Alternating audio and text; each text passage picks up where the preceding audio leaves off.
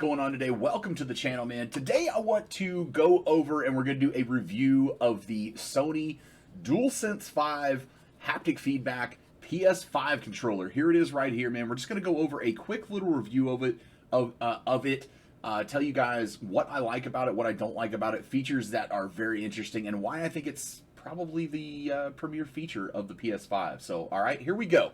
All right, so here's the controller right here. You guys can see. I'll hold it up to the webcam and stuff so you guys can see it. It is a little bit larger than the PS4 DualShock 4 or DualSense 4 controller, or DualShock 4, I guess. What you'll notice right away is, for me, first of all, I've played a couple of games here with it. I want to show you guys the games that I've played because I have played a little bit of everything. Different types of games, and I've gotten to experience a little bit of everything. I've played Dirt 5 on PS5, Cold War. I have played Miles Morales, as well as the this Maneater game, the free Maneater game that's available right now on PlayStation Plus for PS5. So I played a little bit of everything. What I'm going to say about the haptic feedback right now, and that's, I think, the most important part and the coolest feature, is it's tricky. And it takes a little bit to get used to, okay? I've heard it explained by other videos online of how it actually feels, what it does. Here's my first example. I was playing Call of Duty. I saw a bad guy in front of me. I went to shoot him, and went to pull up my gun and shoot him. I had the haptic feedback on strong, and I'll show you guys how to change the sensitivity in just a second. I had it on strong, which is the strongest feedback you can have it on, and the gun wouldn't even fire.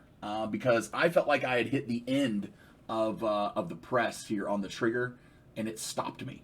And I actually had to, it felt almost like I had to click it past the point to pull the trigger. So what I like to do on every other game so far, Dirt 5 and Spider-Man and Maneater, and probably a lot of others going forward, is I like to have it on that strong feedback, because I like the more realistic feel. If you prefer a more realism feel and something that's going to make you feel totally immersed in the game, then that's the way to go.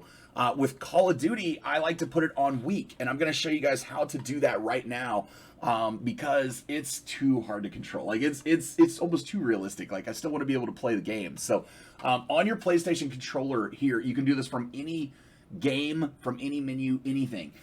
The quick menu now, and how you access it is just you're gonna quick press the PlayStation button.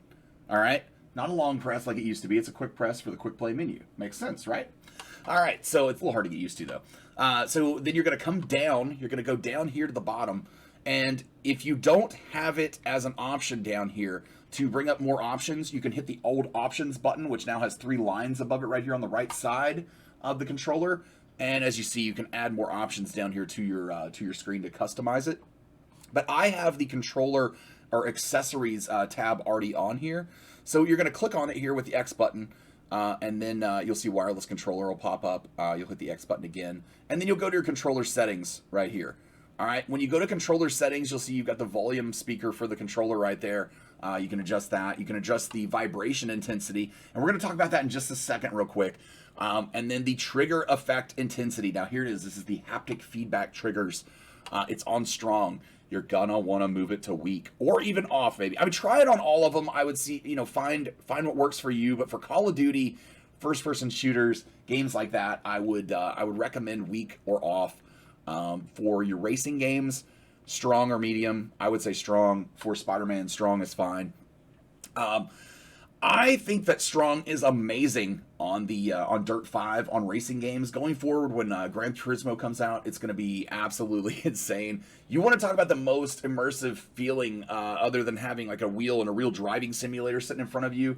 This is it, man. It's crazy. Let's go back to this vibration intensity thing that I was talking about just a second ago. Like I said, we've got it on strong. You can change the ability of that too, and even turn it off. However, the vibration is different in this controller than it has been in previous years' controllers, all right? Or previous generation consoles controllers.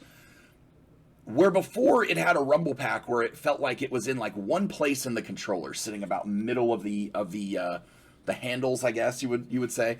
And it would just it would float around, it would cause the rumble, but it wasn't anything very realistic. It was just kind of every so often while you're playing a game. It wasn't with everything you do.